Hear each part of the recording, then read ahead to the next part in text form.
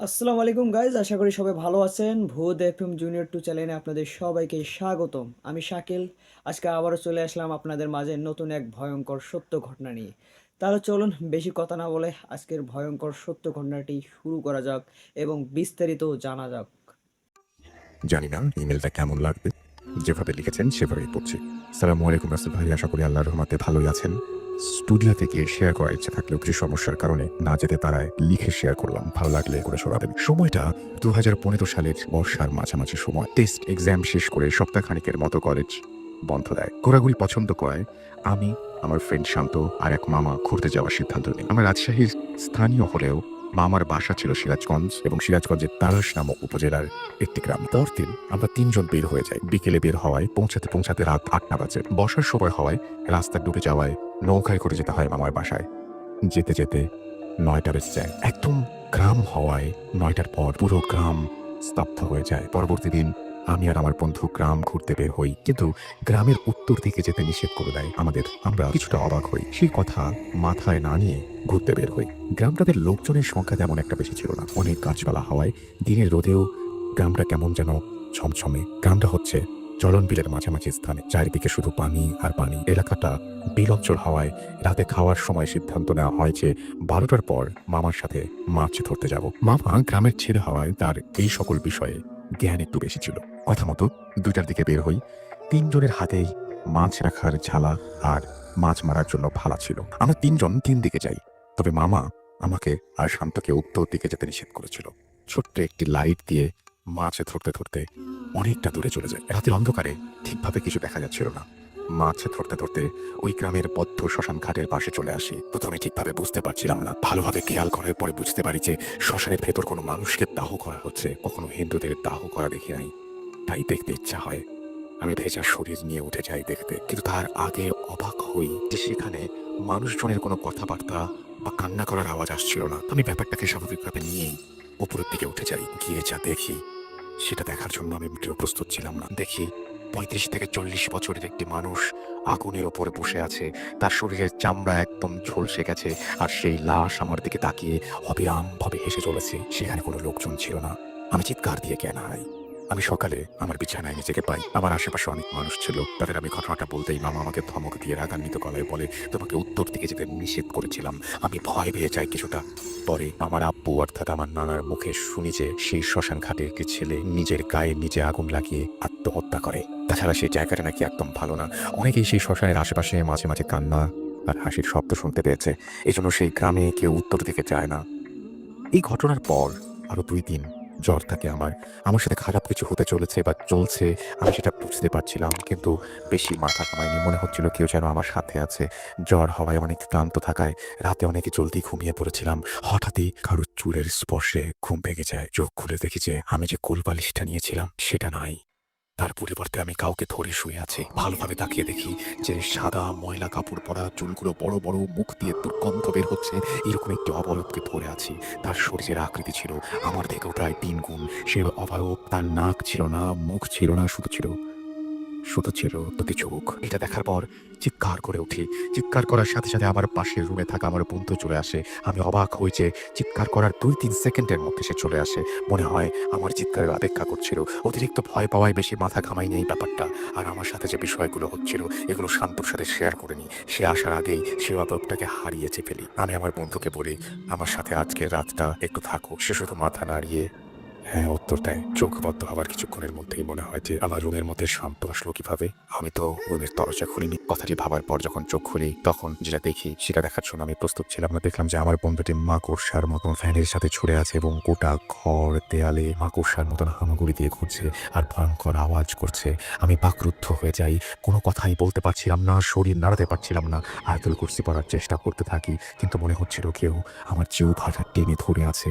কিন্তু ফজরের পাশের মসজিদে যখন আজান দেয়, মুয়াজ্জিন মাইকে ফু দেওয়ার সঙ্গে সঙ্গে আমার ঘরটা স্বাভাবিক হয়ে যায়। আমি দৌড়ে বাইরে গিয়ে চিৎকার করে জ্ঞানহীন হয়ে যাই। যখন জ্ঞান আসে তখন আমার বন্ধুকে জিজ্ঞেস করি, রাতে তুমি কোথায় ছিলা? সে বলে তার রুমই ছিল। আমি অবাক হয়ে তাকিয়ে থাকি, শুধু ভয়ে কিছুই বলতে পারছিলাম না কাউকে। বাসার পাশের মুয়াজ্জিন যখন এক যুবক জিনকে নিজের আয়ত্তে রাখতে পারতো এবং মানুষের চিৎকার চিকিৎসা করতো, তিনি ছিলেন আমাদের বাসার পাশে। আমাকে ওনার কাছে নিয়ে যাওয়া হয়। সে বলে, আমি যখন গ্রামের উত্তর থেকে মাছ ধরার জন্য গিয়েছিলাম, তখন নিদ্রা নামে একটি খারাপ জিন আমার নজরে পড়ে যায়। মানে তার নজরে আমি পড়ে যাই। তারপর থেকে আমার সাথে সে থাকতে চায়। মুয়াজ্জিন ভাই বলে যে এই জিন থেকে রক্ষা পাওয়ার অনেক কঠিন। একটা নির্দিষ্ট দিনে বলেন যে ওই দিনে শ্মশান ঘাটে যেতে এবং লাশ পুরানো যেখানে হবে সেখানে যেতে হবে আমাকে। তারপর ৩ বছর আমাকে সিরাজগঞ্জ যেতে হয় খারাপ জিনের হাত থেকে বাঁচার জন্য।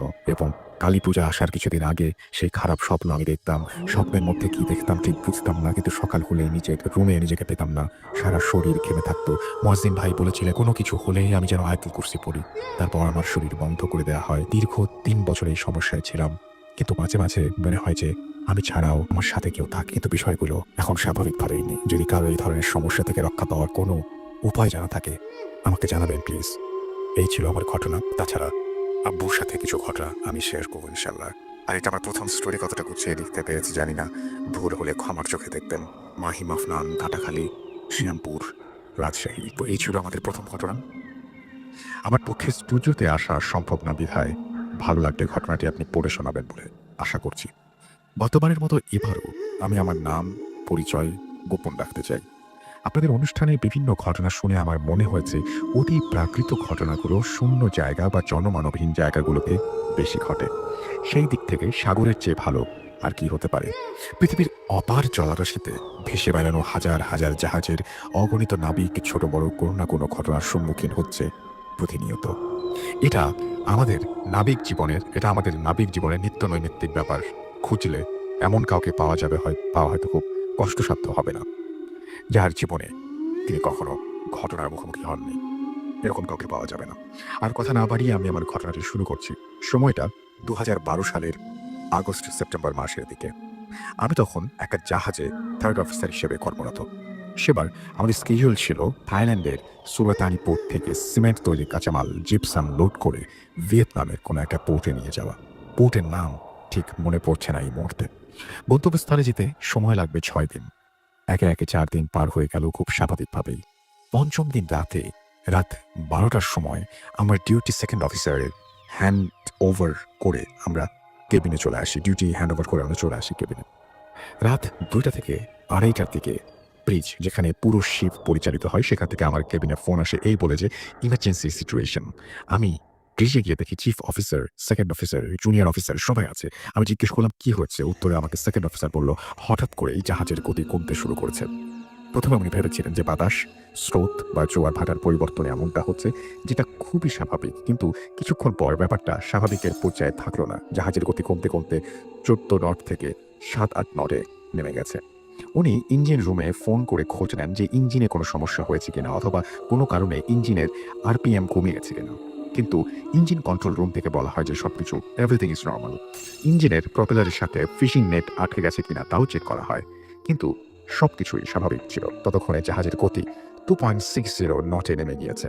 জাহাজের ক্যাপ্টেনকে আগেই ফোন দেওয়া হলে উনি আসলেন কিছুক্ষণ পর। বেশ বয়স্ক লোক। উনি এসে প্রথমে জানতে চাইলেন what's the status of the engine. Chief officer তাকে জানালেন যে ইঞ্জিনের সবকিছুই স্বাভাবিক। তারপর উনি সেকেন্ড অফিসারের সাথে চার্ট রুমে যে আমাদের প্যাসেজ প্ল্যান চেক করলেন। যদিও জাহাজ ছাড়ার আগে এসব ব্যাপার কয়েকবার চেক করা হয়, তারপর চেক করে চূড়ান্ত করা হয়। তারপর উনি বাইরে থেকে বেশ কিছু দূর কিছুক্ষণ কি যেন দেখলেন এবং ভাবলেন। ব্রিজের ভেতরে এসে উনি ইঞ্জিন রুমে ফোন করে মিনিমাম আরপিএম ইঞ্জিন চালু রাখতে বললেন। তারপর উনি বললেন, do you people believe in God? আমরা সবাই হ্যাঁ উত্তর দিলাম। তারপর উনি আবার বললেন, then you have to trust of God's other creatures and their power. এবং ওই কাউকে ওয়ারিজ হতে নিষেধ না করে বলে বি কেয়ারফুল, সব কিছু ঠিকঠাক হয়ে যাবে এবং আল্লাহর কাছে প্রার্থনা করতে বললেন। এরপর উনি আমাদের সবাইকে জাহাজের সামনের দিকে কিছু একটা দেখতে ইঙ্গিত করলেন। আমরা সবাই অবাক হয়ে দেখলাম সাদা রঙের কি যেন একটা আমাদের জাহাজের সামনে দিয়ে সারিবদ্ধভাবে পার হচ্ছে। ডানে বামে যত দূর দেখা গেল তাতে আমরা ওই শাড়িটাই দেখতে পেলাম। আর শাড়ির মাঝে মাঝে দু একটা হলুদ রঙের আলো দেখতে পেলাম। শাড়িগুলো যে জায়গাতে যাচ্ছিল দেখে মনে হচ্ছিল যেন পানি দুই পাশে সয়ে যাচ্ছে, তাদের যাবার পথ করে দিচ্ছে। আমাদের ভয়ার্ত চোখে তাকিয়ে দেখা ছাড়া কিছুই করার ছিল না। অনেকটা সময় পার হয়ে গেল এভাবে। ততক্ষণে ভোরের আলো ফুটতে শুরু করেছে, আর সাদা সারিবদ্ধ জিনিসগুলো আর দেখা যাচ্ছিল না। হঠাৎ একটা ঝাঁকুনি দিয়ে জাহাজের গতি আস্তে আস্তে বাড়তে শুরু করলো। চিফ অফিসার ক্যাপ্টেনের অনুমতি নিয়ে ইঞ্জিন রুমে ফোন করে ইমার্জেন্সি সিচুয়েশন উইথড্র করে সবকিছু স্বাভাবিকভাবে চালাতে বললেন। 2 দিন পর আমরা ভিয়েতনামে এসে পৌঁছাই। এই নিয়ে জাহাজের বিভিন্ন জন নানান কথা বললেও ক্যাপ্টেন এই ব্যাপারে কোনো কথাই বলেননি। পরে অনেকবার ক্যাপ্টেনকে জিজ্ঞেস করা সত্ত্বেও উনি ওই দিনের ঘটনার কোনো ব্যাখ্যা করেননি, শুধু বলেছেন গড ইজ অলমাইটি। এই ঘটনার পর আমি ওই জাহাজে আরো প্রায় 3 মাসের মতো চাকরি করে দেশে ফিরে আসি। আসার সময় ক্যাপ্টেন আমাকে বলেছিলেন, never forget to do your daily prayers. আজও ভাবি কি ঘটেছিল ওই দিন, কি ছিল ওই সাদা সারিবদ্ধ জিনিসগুলো, আর কেনই বা ক্যাপ্টেন ঘটনাটি এভাবে চেপে গেলেন। এই ছিল আমার ঘটনা, ছোট্ট একটা মেল। জানি না কেমন লাগবে, চেষ্টা করছি ভালো লাগা। আসসালামু আলাইকুম ভাইয়া, আমি সঙ্গত কারণে আমার নাম প্রকাশ করছি না। আমি আমেরিকার মিশিগান স্টেটে থাকি। আমি আজকে আমার সাথে ঘটে যাওয়া ব্ল্যাক ম্যাজিক নিয়ে একটি ঘটনা লিখে পাঠাচ্ছি, আশা করি ভালো লাগলে পড়ে শোনাবেন। ঘটনার শুরু 2016 যখন আমি প্রথম সন্তান নিয়ে প্রেগনেন্ট হই। শুরুর দিকটা ভালো কাটলেও আস্তে আস্তে আমি খুব সিক হয়ে যাই। এক পর্যায়ে দেখা গেছে আমি মাত্রা অতিরিক্ত শুকিয়ে গেছি। আমার শাশুড়ি তখন খুব জোর দিতে থাকলেন কোনো একটা আলেমের কাছ থেকে তাবিজ কবজ করার ব্যাপারে। যেহেতু আমি এইসব ব্যাপার বিশ্বাস করতাম না, তাই কথাটা কিছুটা গুরুত্ব দেয় নাই। আর তারপর 4 মাসের মাথায় আমার মিসক্যারেজ হয়ে যায়। আমি ডক্টরের মাধ্যমে জানতে পারি আমার সন্তানটা ছেলে ছিল। এই ঘটনার পর আমি অনেক ভেঙে পড়ি। আমার মিসক্যারেজ হওয়ার প্রায় 1 মাস পর আমার মানে বেসমেন্ট আমার আমার কাপড় বেসমেন্ট ক্লিন করার সময় হঠাৎ আমার বেডরুমের ঠিক নিচের অংশ থেকে আমার চোখে আলো, এবং সেখানে আমি কালো কাপড়ে মোড়ানো একটা পুতুল দেখতে পাই, যেটার পেটের মাঝখানে একটা সুই গাঁথা ছিল। ব্যাপারটা নিয়ে সন্দেহ হওয়াতে আমি একজন বিজ্ঞ আলেমের কাছে যাই পুতুলটা নিয়ে। উনি পুতুলটা দেখে সাথে সাথেই বললেন, এটা একটা ভুডু ডল, এবং how did you get it, this voodoo doll is use to do black magic on you. আলেমের কথা শুনে আমার মাথা ঠিক মানে বাজ পড়ে গেল, কিন্তু আমি ঠিক বুঝিনি যে কাজটা কে করতে পারে। আস্তে আস্তে বিষয়টা আমি ভুলে গেলাম। 2017 আমি আবার প্রেগনেন্ট হই। এইবার একটা ছেলে আর একটা মেয়ে, মানে টুইনস হয়। এইবারও ঠিক আগের মতোই আমার শরীরটা খারাপ হতে থাকে। এইবার আমি যখন আলেমের পরামর্শে সকাল বিকাল রুকাইয়া পড়তাম, তখন একটু ভালো লাগতো। একদিন হুজুর আমাকে এবং আমার বরকে ডেকে পাঠালেন, বললেন যে 4 মাসে পড়তে যাচ্ছে, কালো জাদুটা আবার আমার সন্তানকে নষ্ট করে দেবে, এবার দ্বিগুণ শক্তি দিয়ে কেউ এমনটা করছে। উনি আরও বলেন যে স্পেসিফিক একটা দিন নদীর পাড়ে একটা জায়গায় ব্ল্যাক ম্যাজিকটা হবে ভুডু ডলটা দিয়ে, এবং আমাদের জায়গাটা বিয়ে করে ফেলতে হবে, এবং মানে কোনোভাবেই সে থামাতে হবে। দেরি হলে কিছু সম্ভব হবে না। আমাদের এইখানে ডাউন টাউনে একটা আইল্যান্ড আছে, সেই আইল্যান্ডে সেই জায়গাটায় নদীর পাড়ে, এবং হুজুর বলেন যে তার ডেট অনুযায়ী, আমরা এই ঘটনাটা আগে পড়েছি, সরি, হঠাৎ দেখতে পেলাম যে আমার দেবর এবং তার বউকে, যাকে নিজের বোন মনে করি, এবং তার হাতে ভুডু ডলটা, এবং আমাকে দেখে একটা পিন তার পেটে ঢুকিয়ে দিল। তারপর আমার কিছু মনে নেই। যখন জ্ঞান ফিরলো তখন আমি হসপিটালে, এবং আমার যমজ বাচ্চা আমাদের ছেলেটা মারা গেছে। তো সেপারেট মানে আরেকটা যে মেয়েটা ছিল, সেই মেয়েটা বেঁচে গেছে। মানে ছেলে হলেই এরকম একটা সমস্যা হবে, এরকম একটা ঘটনা। তো ব্ল্যাক ম্যাজিক আছে, আমরা সবাই জানি, এবং ব্ল্যাক ম্যাজিক নিয়ে এরকম অসংখ্য ঘটনা আছে। আসসালামু আলাইকুম রাসেল ভাই, আমি জানি আপনি ভারত দলে, তাই আর জিজ্ঞেস করলাম না যে কেমন আছেন। আমি চাই এই ঘটনাটি আপনি পড়ে শোনান। আমি জোনাক নাজ মিথিলা খিলক্ষেত থেকে বলছি। ঘটনাটি কিছুদিন আগে। আমি একটা দাওয়াত পাই একটি কমিউনিটি সেন্টারে। কমিউনিটি সেন্টারটি আমাদের বাসা থেকে অনেক দূরে, বাসের পথ। আপনি জানেন এই বছর কিছুদিন সারাদিন গরম, আর সন্ধ্যা হতে না হতেই বৃষ্টি। ঘটনাটি তখনকার, যেদিন আমার দাওয়াত ছিল। আমি কিছুটা স্বাধীন চেতা, তাই আর কোনো কাজ থাকলে কেউ না গেলে আমি একাই সেখানে অ্যাটেন্ড করি। বৃষ্টির দিন ছিল, সেদিন এমনি করে বৃষ্টি নামে সন্ধ্যায় আমার দাওয়াতে যেতে সন্ধ্যা হয়ে যায়। আমি জায়গাটার নাম উল্লেখ করছি না, কিন্তু এই জায়গাটি ঢাকাতেই। তুমুল বৃষ্টি শুরু হলো আমি গাড়ি থেকে নামতেই। আমি ভীষণ সমস্যায় পড়ে যাই, না বাসায় যেতে পারছি, না যেতে পারছি দাওয়াতে। ভীষণ অস্থির হয়ে উঠেছিলাম। এমনভাবে বৃষ্টি নামছিল যে কোথাও না দাঁড়ালে ভিজে যাব। আমাদের পাশেই ছিল একটা চার্চ। আমি চার্চের গেটে আশ্রয় নিই। অনেকক্ষণ দাঁড়িয়ে থাকার পর বৃষ্টি কমলো না, বরং বৃষ্টির ধারা আরো বাড়ছিল। হঠাৎ চার্চের ভেতর থেকে একটি কুচকুচে কালো লোক বেরিয়ে এলো। আমি ভীষণ গম্ভীর এবং কর্কশ গলায় বলল, আপনি ভেতরে আসুন। বৃষ্টির বেগতিকতায় বৃষ্টির আঁচগুলো মারাত্মকভাবে ছাটগুলো আমার গায়ে এসে লাগছিল। তবু একা দাঁড়িয়ে থাকাতে ভেতরে যেতে ইচ্ছে করছিল না। উনি আবারও অনুরোধ করলেন যেন আমি ভিজে না যাই, তাই আর বেশি কিছু না ভেবে আমি ভেতরে চলে যাই। ভেতরে গিয়ে দেখি একটি কক্ষ, আকারে ছোট কিন্তু বসবার মতন গড়ির চেয়ার। আমি সেখানে বসলাম আর বৃষ্টি কমার অপেক্ষা করছিলাম।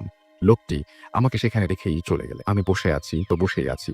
বৃষ্টি কমার কোনো সম্ভাবনা দেখছি না। রুমটি কেমন একটু কুমোট ধরনের, অদ্ভুত গন্ধর সাথে একটি কফিন। একটু ভয় করছিল, যেহেতু ঘরে লোক ছিল না। আমি কফিনটা আস্তে করে খুললাম, কেউ নেই সেখানে। মনে একটু স্বস্তি পেলাম। হঠাৎ জানালার বাইরে দেখলাম বিজলির আলোতে স্পষ্ট দেখা যাচ্ছে একটি অবয়ব সোজা হয়ে দাঁড়িয়ে আছে। আমি বিষয়টি দেখে চমকে উঠেছিলাম, কিন্তু বিষয়টিকে অতটা পাত্তা দেইনি। যদিও এটা মেনে নেওয়া সম্ভব না যে প্রচন্ড বৃষ্টিতে এভাবে সোজা হয়ে অন্ধকারে কেউ দাঁড়িয়ে থাকে পিছবে। যাই হোক, আমি মোবাইলের দিকে তাকিয়ে নেট ব্রাউজ করতে লাগলাম। হঠাৎ কেউ একজন এসে দরজায় কড়া নাড়ল। আমি সাথে সাথে জানালার দিকে তাকাই, কেউ নেই সেখানে। তাহলে যে দাঁড়িয়েছিল সেই কি আসলো? দরজা খুলতেই দেখি সেই কুচকুচে লোকটি। আমাকে বললেন, আপনার কোনো ভয় নেই, যতক্ষণ বৃষ্টি না কমে আপনি এখানেই থাকতে পারেন। বলেই লোকটি চলে গেল। আমার ঘুম ঘুম পাচ্ছিল, এত ঘুম কোনোদিনও আমার আসেনি। বিষয়টা বুঝতে পারছিলাম না। ব্যাগ থেকে ওয়াটার বটলটা বের করে একটু পানি দিলাম চোখে মুখে। হঠাৎ দেখি কফিন থেকে ধোঁয়া বেরোতে শুরু করলো। আমি চিৎকার দিয়ে উঠলাম, জোরে জোরে ধাক্কা দিলাম দরজা। কেউ সাড়া দিল না, হয়তো বৃষ্টির কারণে শুনতে পারছে না। কিন্তু আমার তো এখানে থাকাটাই মুশকিল হয়ে যাচ্ছে। কেউ আছেন বললাম আমি। আর কফিনটা খুলে গেল। ভেতর থেকে একটা অবয়ব, যাকে একটু আগে জানালার বাইরে দেখলাম, সেইটাই আমার সামনে এসে দাঁড়িয়েছে। আমি জ্ঞান হারালাম। যখন জ্ঞান ফিরল, আমি তখন ওই রুমের মেঝেতে। কুচকুচে লোকটি বলল, আপনার কি হয়েছিল? আমি সব ঘটনা তাকে বললাম। সে তখন বললেন, কি বলছেন? কোনো কফিন তো আজ এখানে ছিল না, তবে এই চার্চে গতকাল একটা আত্মহত্যা হয়েছিল, আর কফিনটা এই ঘরেই রাখা ছিল সারাটা দিন। এরপর আমি ওখান থেকে চলে আসলাম, আর ভাবলাম আমার ওখানে যাওয়া মোটেও উচিত হয়নি। আমি বাসায় চলে এলাম। কিন্তু ঘটনাটি এখানেই শেষ হলো না। আমি প্রতিদিন রাতে ওই অবয়বটাকে দেখতে লাগলাম। সে খুবই ভয়ঙ্কর ভাবে আমাকে ডাকতো। সে আমার কাছে কি একটা চাইতো আর ডাকতো। আমি ভয়ে শুকিয়ে যাচ্ছিলাম। এদিকে আমার খাওয়া দাওয়ায় অরুচি শুরু হয়ে যায়।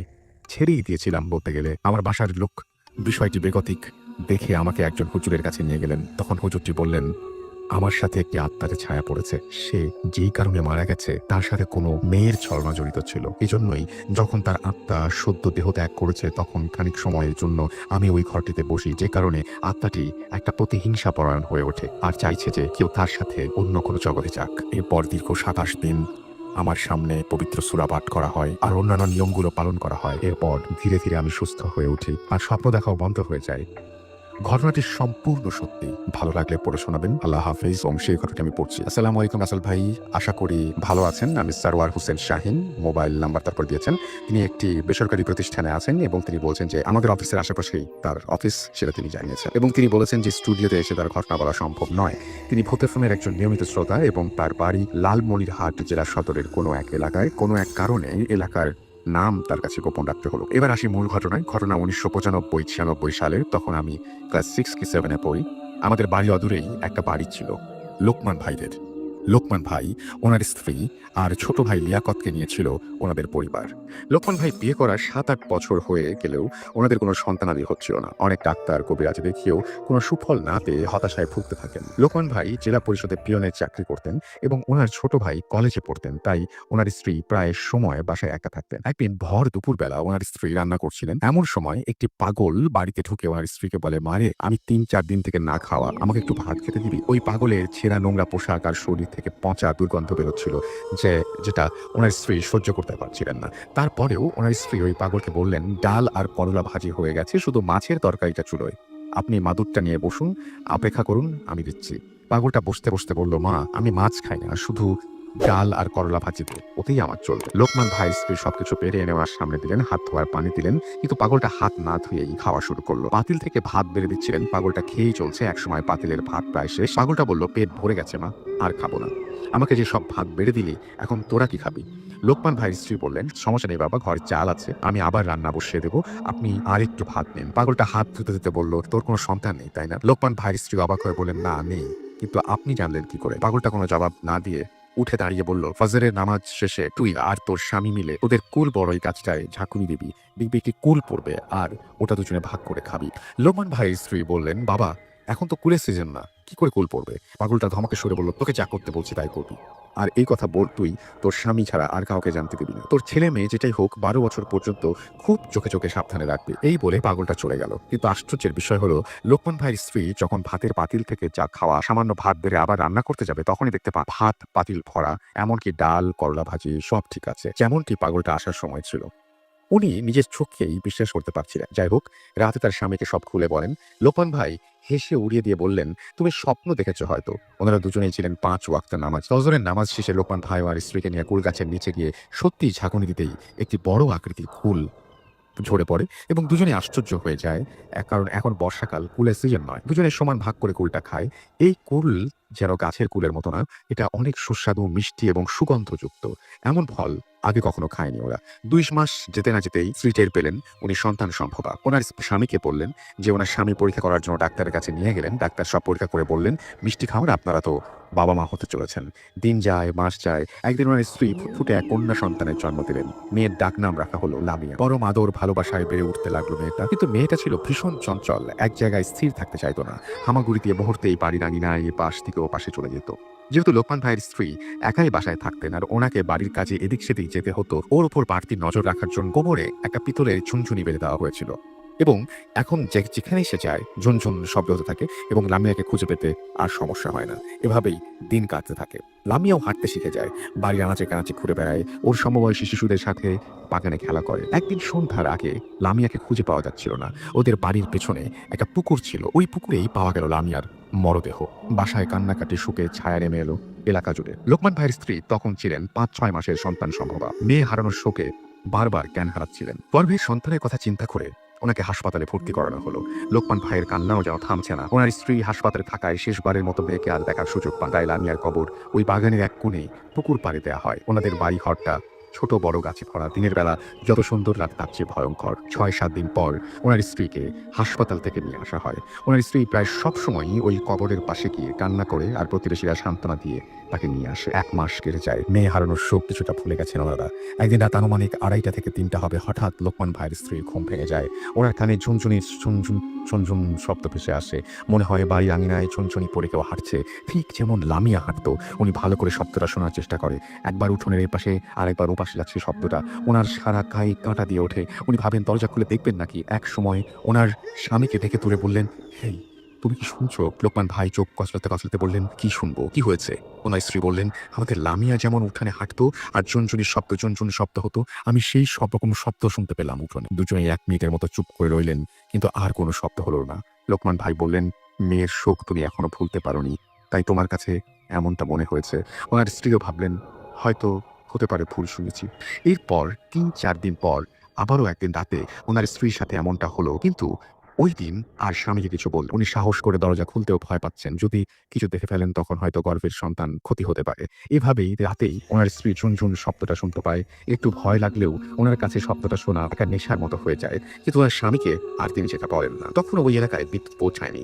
ওনাদের বাথরুমটা বাগানের এক পাশে ছিল। রাতে প্রকৃতির ডাকে সাড়া দেবার দিতে হলে ওনারা ওনার স্বামীকে নিয়ে যেতেন, কিন্তু কোনোদিন কিছু দেখেননি। একদিন রাতে লোকমান ভাইয়ের বাথরুম যাবার প্রয়োজন হয়।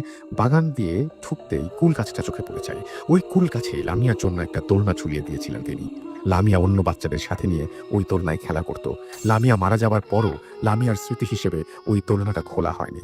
লোকমান ভাই যখন ওই কুল গাছটার কাছাকাছি আসেন, তখন চাঁদের আবছা আলোয় দেখতে পান দোলনাটা একা একা দুলছে। মনে হবে গাছে কেউ যেন দোল খাচ্ছে। আর এই মাত্র উঠে গেছে, বাতাসে দুলছে, তারও বিন্দু মাত্র সম্ভাবনা নেই, কারণ এক ফোঁটা বাতাসও তখন ছিল না। সব গাছের পাতা নীরব, একদম নিস্তব্ধ। আর বাতাসে তুললেও তা বুঝতে পারা যেত। ওনার সারা শরীর শীতল হয়ে আসে। আর ওই রাতের মতো সাহস করে তিনি বাথরুম সেরে চলে আসেন। ঘরে এসে শুয়ে ভাবতে থাকেন, মিরার এবং কিন্তু কিছুই বিলাতে পারেন। পরদিন সকালে দোলনাটা খুলে ফেলেন। এই ২-৩ দিন পর মাঝরাতে লোকমান ভাইয়ের ঘুম ভেঙে যায়। তিনি শুনতে পারেন উঠোনে ঝুনঝুনির শব্দ এবং কেউ যেন ঝুনঝুনি পরে হাঁটছে এবং শব্দটা এদিক থেকে ওদিক যাচ্ছে। এবার স্ত্রীর কথাটা তার বিশ্বাস হয়। তিনি বিছানা থেকে উঠে সাহস করে কাঠের জানালার একটা পার্ট আলাদা করে খুলে দেখার চেষ্টা করেন, কিন্তু কিছুই চোখে পড়ে না, শব্দও আর হয় না। ওনার স্ত্রী জেগেছিল, তবে লোকমান ভাইকে বুঝতে দেয়। লোকমান ভাই জানালা বন্ধ করে বিছানায় আসা মাত্র ওনার স্ত্রী ফিসফিস করে বলে, জানালা খুলে কি দেখলে? লোকমান ভাই বলে, আজ আমিও ঝুনঝুনির শব্দ শুনতে পেয়েছি। ওনার স্ত্রী ভয় পাবে বলে তাই দোলনার কথাটা আর বলে না। ওনার স্ত্রী বলল, তুমি আজ পেয়েছো আর আমি প্রতি রাতে পাই। একদিন কাজ বেশি থাকায় লোকমান ভাইয়ের বাসায় আসতে রাত ৮টার মতো বেঁচে যায়। তিনি সাইকেল থেকে নেমে গেট দিয়ে বাসায় প্রবেশ করতেই দেখতে পারেন একটা বাচ্চা মানুষের মতো ছায়া উঠোনের মাঝখানে দৌড়ে বাগানের দিকে চলে গেল। তিনি কোনো মতে সাইকেল দেখে ঢুকে যায়, স্ত্রী কিছু বলে না। একদিন রাতে খাবার সময় লোকমান ভাই তার ছোট ভাই বলে সেও নাকি উঠোনে ঝুনঝুনির শব্দ শুনতে পায়। জানালা খুলে দেখে কিছুই নেই। ওনারা ভয় পাবে বলে লোকমান ভাই ওর কথায় পাত্তা দেয় না। লোকমান ভাইদের বাগানের পাশে আয়নাল হক চাচাদের বাসা ছিল। একদিন আয়নাল হক চাচা লোকমান ভাইকে কথায় কথায় বলেন, লোকমান, তোমরা কি রাতে মোমবাতি নিয়ে বাথরুমে যাও? তোমার আর টর্চ আছে, ওটা নিয়ে যাবে। মোমবাতি নিয়ে বাথরুম যাওয়াটা ঠিক। লোকমান ভাই ভ্রুকুচকে বলেন, কই, না তো চাচা, আমরা মোমবাতি ব্যবহার করি না। টুপি নয়তো লণ্ঠন জ্বালাই আর বাথরুমে গেলে টর্চ নিয়ে যায়। আয়াল হক চাচা বলেন, তাহলে আমি রাতে কি দেখি? কে এমন মিটমিটে আলো নিয়ে যায় আবার আসে তোমাদের বাগানে? লোকমান ভাই আগ্রহের সাথে জানতে চায়, একটু খুলে বলবেন কি চাচা? চাচা বলেন, আমি মাঝে মাঝেই গভীর রাতে দেখি মোমের আলোর মতো একটা আলো পুকুর পাড়ে তোমার ওই মেয়ের কবরের কাছ থেকে তোমার বাসার দিকে চলে যায়, কিন্তু আলোটাকে কখনো বাতাসে দুলতে দেখিনি। লোকমান ভাই চাচাকে বলেন, কি বলেন? আমরা তো কোনোদিন কিছু দেখিনি। হয়তো ভুল দেখেছেন আপনি। এই বলে চলে যায় লোকমান ভাই, কিন্তু তার মনে চলে আসে অজানা ভয়। একদিন রাতে দরজা ধাক্কানোর শব্দে স্বামী স্ত্রী দুজনেরই ঘুম ভেঙে যায়। লোকমান ভাই ভাঙা ভাঙা কণ্ঠে বলেন, কে দরজা ধাক্কা দেয়? ওপাশ থেকে কান্না মাখা কণ্ঠে আওয়াজ আসে, আব্বু, আমি লামিয়া। দরজা খোলো, তোমরা আমাকে বাইরে রেখো কেন? আমার আমার খুব কষ্ট হয়। আমার দোলনা খুলেছ কেন?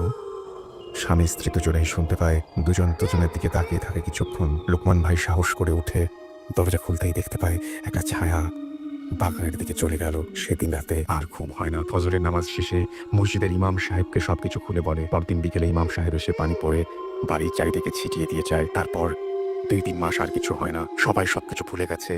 আর ঘটনাটা এখানেই শেষ হলে ভালো হতো, কিন্তু না। লোকমান ভাইয়ের শাশুড়ি বাড়িতে আসেন। এদিকে ওনার স্ত্রীর সন্তান প্রসব করার সময় হয়। ওনাকে হাসপাতালে ভর্তি করা হয়।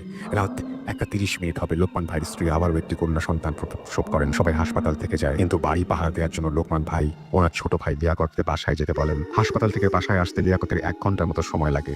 ফজরের নামাজ শেষে লোকমান ভাই যখন বাসায় আসেন, তখন দেখতে পান ওনার ছোট ভাই উঠোনে পড়ে আছেন। পানি ছিটিয়ে জ্ঞান ফেরানো হয় লিয়াকতের শরীরে তখন অনেক জ্বর। জানতে চায় ওর কি হয়েছিল। লিয়াকত বলে, আমি যখন বাসায় ঢুকি তখন দেখতে পাই আমাদের ঘরের দরজার সামনে ছোট একটি মেয়ে দাঁড়ানো। আমি কে ওখানে বলতেই যখন আমার দিকে ঘুরে দাঁড়ায়, তখন দেখি ওটা লামিয়া। ওর মুখটা পুকুর থেকে তোলার সময় যেমন ফ্যাকাশে ছিল ওই রকমই আছে। আমার দিকে হাত বাড়িয়ে দিয়ে বলছিল কোল নিতে। আমার কিছু মনে নেই। লিয়াকতের জ্বর 4-5 দিন ছিল, কিন্তু জ্বর ভালো হয়ে গেলেও রাতে স্বপ্ন দেখতো ওই ঘটনা আর চিৎকার দিয়ে উঠতো। শহরের বড় মসজিদের ইমামকে ঘটনা বলার পর ইমাম সাহেব এসে বাড়ি বন্ধ করে দিয়ে যান। এভাবে বেশ কিছুদিন ভালোই কাটে, কোনো সমস্যা হয় না। লোকমান ভাই যে ঘরে থাকতেন ওই ঘরে খাটের পাশেই একটা ছোট জানালা ছিল, আর ওই জানালা দিয়ে পুরো বাগানটা দেখা যেত। একদিন রাতে কাশি ফেলার জন্য জানালা খুলতেই দেখতে পান মেয়ের কবরের ওপরে একটা আলো মিটমিট করে চলছে। উনি জানালা লাগিয়ে একটু ফাঁক রেখে দেখার চেষ্টা করেন, কিন্তু একটা বাতাস এসে আলোটা নিভিয়ে দেয়। এরপর প্রায় প্রতি রাতেই চুপি চুপি ওই আলোটা দেখেন। এখন ওনার ভয় লাগে না, তবে মেয়েটার কথা ভেবে খুব কষ্ট পান। কাঁদেন। 5-6 মাস কেটে যায়। ওনাদের পরের বাচ্চাটাও দেখতে দেখতে ওই মেয়ের মতোই হয়েছে। বিন্দুমাত্র তফাৎ। মেয়েকে ঘুম পাড়িয়ে যখন লোকমান ভাইয়ের স্ত্রী এদিক সেদিক যান, তখন ফিরে এসে দেখেন মেয়ে শুয়ে শুয়ে একদিকে আকাশের দিকে তাকিয়ে খিলখিল করে হাসছে। দেখলে মনে হবে কারোর সাথে খেলছে। মাত্র 2-3 মিনিট হবে ঘুম পাড়িয়ে গেছে। সামনে গেলে একটা বাতাস শো করে চলে যায়। প্রায় এমন হয় ওনার স্বামীকে বলেন, ওনার স্বামী যা হবার হোক, তবে ভয় পাওয়ার কিছু নেই। আমার মন বলে ও আমার মেয়ে, আমাদের কোনো ক্ষতি সে করবে না। অনেকেই রাতে লোকমান ভাইদের বাগানে আলো জ্বলতে নিতে দেখেছে। ওনার পরের মেয়েটাও আস্তে আস্তে হাঁটতে শিখে যায়। একদিন দুপুরে ওনার স্ত্রী রান্না করছিল, এমন সময় ওই পাগলটা যে এসেছিল সে আবার আসে। লোকমান ভাইয়ের স্ত্রী পাগলকে বসতে বলেন, কিন্তু পাগলটা না বসে শুধু বলে, তোকে না বলেছিলাম সন্তানকে চোখে চোখে রাখবি? শোন, তোর মেয়ের জানাজার নামাজ যে ইমামকে দিয়ে পড়িয়েছিলি, কোনো একটা কারণে তার কোনো একটা ঝামেলা হয়েছিল সেখানে, তাই মেয়ে জানাজা পরিপূর্ণ হয়। ভালোই মেয়ে আরও একজন ইমামকে দিয়ে গায়েবী জানাজা পড়িয়ে দিস, সব ঠিক হয়ে যাবে। এই বলে পাগলটা চলে যায়। করে জানাজা পড়ানো হয় এবং সব ঠিক হয়ে যায়। আর কোনো সমস্যা হয় না। পরে যে মেয়ে হয় সেও বড় হয়ে যায়, বিয়ে হয়ে যায়।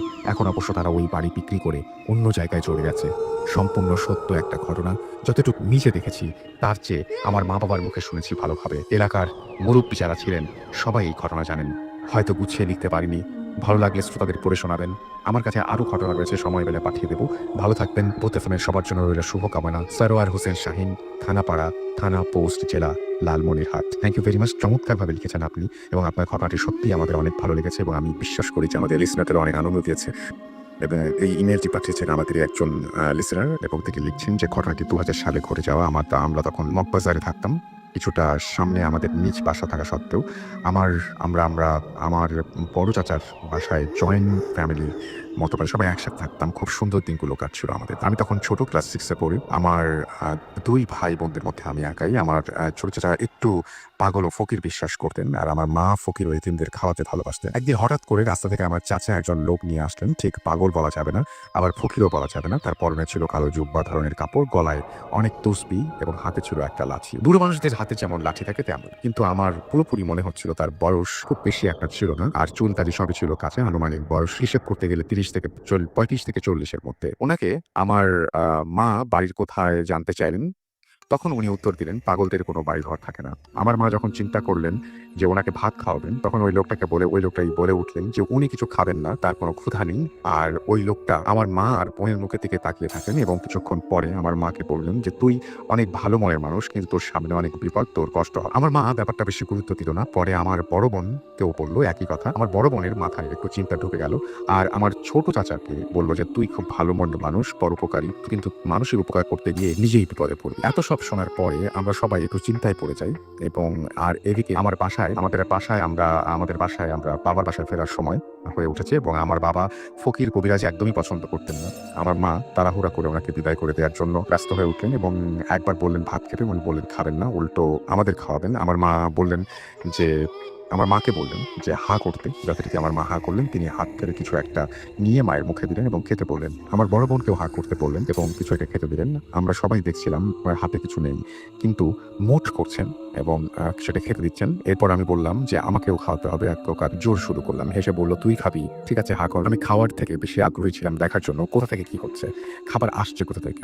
আমি দেখছিলাম হাত মুঠ করার সময় হাতে কিছু নেই, মুঠ খুলতেই হাতের মুঠের মাঝখান থেকে ঠিক বুড়ো আঙ্গুল এবং তর্জমার আঙ্গুলের মাঝখানে হাতের পাতা থেকে লাল রঙের চেরি ফলের মতো কিছু একটা বের হচ্ছে এবং আমার মুখে দিলেন তিনি এবং বললেন যে, "কি ফল এটা বলতে পারবি?" তখন চেরি ফলের নামটা আমার মাথায় আসলো না। এর মধ্যে সবার কাছ থেকে বিদায় নিলেন তিনি এবং ওনাকে বিদায় দেওয়ার জন্য আমরা তাড়াহুড়া করছিলাম, কারণ আমার বাবার বাসায় ফেরার সময় হয়ে উঠেছে। উনি বাসার মেইন গেট দিয়ে বের হলেন। তখন আমার বড় বোন কৌতূহল শুরু হলো তার এবং কিসের একটা বিপদ সেটা জানতে চাইলেন। সাথে, সাথে আমাকে আবার তাকে ডাকতে পাঠালেন। আমি দৌড়ে গেটে সামনে গিয়ে দেখি কেউ নেই। আমাদের বাসার বাইরে গেটের রাস্তার গলির বেশ লম্বা একটা জায়গায় এবং যেতে প্রায় ১ মিনিটের মতো সময় লাগবেই। আমাদের মাঝখানে আমার খুব বেশি হলে ১০ সেকেন্ডের একটা গ্যাপ ছিল। এই অল্প সময়ে পার হওয়াটা সম্ভব না। যাই হোক, আমি ওই গলিটা পুরোটাই দৌড়ে পার হয়ে মেইন রোডে উঠে দেখি তাকে খোঁজার জন্য ডানে বাঁয়ে তাকিয়ে থাকি এবং পাই না, বাসায় ফিরে আসি। এরপর সময়ের ব্যবধানে ঘটতে থাকে আমাদের সাথে নানান রকমের ঘটনা। কিছুদিন পর আমার ছোট চাচা মিথ্যা খুনের মামলায় ফেঁসে যান। বড় বোনের বিয়ে হয়, আমার দুলাভাই তাকে নিয়ে যায় ইউরোপে এবং বড় বোন অনেক বড়, বড় বিপদের সম্মুখীন হন সেখানে। এর কয়েক বছর পর আমাদের নিজস্ব বাড়ি সেখানে ভেঙে ফেলা হয় কোনো একটা কারণে এবং সেখানে আমাদের বাড়ি থেকে উঠে চলে আসতে হয় এবং কিছুদিন পর আমার বাবার ফুসফুসের ক্যান্সার ধরা পড়ে এবং তিনি মারা যান। এর কিছুদিন পর আমার বড় দুলাভাইও ব্রেন টিউমারে আক্রান্ত হন এবং মারা যান। আরেকটা কথা বলতে ভুলে গেছি, এর মাঝে দীর্ঘ কয়েক বছর আমার মা অনেক অসুস্থ ছিলেন এবং সবশেষে তিনিও মারা যান। আর এইসব বেদনাময় ঘটনার প্রত্যক্ষদর্শী আমার ৩ ভাই বোন। আমাদের জন্য আপনারা সবাই দোয়া করবেন, আল্লাহ যেন আমাদের ভালো রাখেন। আমাদের কাছে আরো কিছু ঘটনা আছে, পরে সময় পেলে সেটা শেয়ার করব। তা গাইস, গল্পটা কেমন লাগলো? আশা করি ভালো লেগেছে। এরকম ভৌতিক গল্প শুনতে যারা ভালোবাসেন তারা অবশ্যই আমার ভূত এফএম জুনিয়র 2 চ্যানেলটা সাবস্ক্রাইব করে পাশে থাকবেন। আর এইরকম নিয়মিত ভিডিও পাওয়ার জন্য অবশ্যই আমাকে কমেন্ট করে বলবেন। ততক্ষণ অবধি আপনারা ভালো থাকুন, ভূত এফএম জুনিয়র 2 চ্যানেলের সঙ্গেই থাকুন। ভালো থাকবেন, সুস্থ থাকবেন। আল্লাহ হাফেজ।